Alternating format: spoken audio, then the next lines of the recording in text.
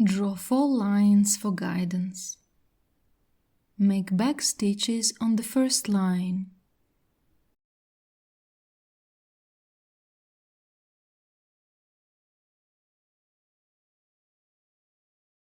Bring the needle up on the second line and go over each back stitch.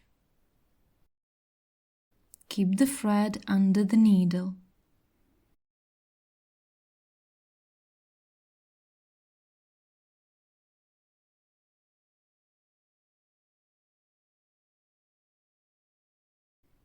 Bring the needle down at the end of the second line.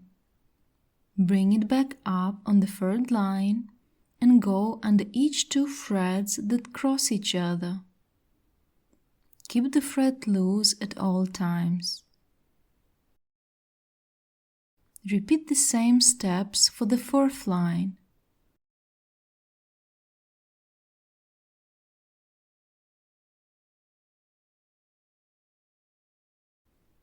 To finish, pin each loop with a small stitch.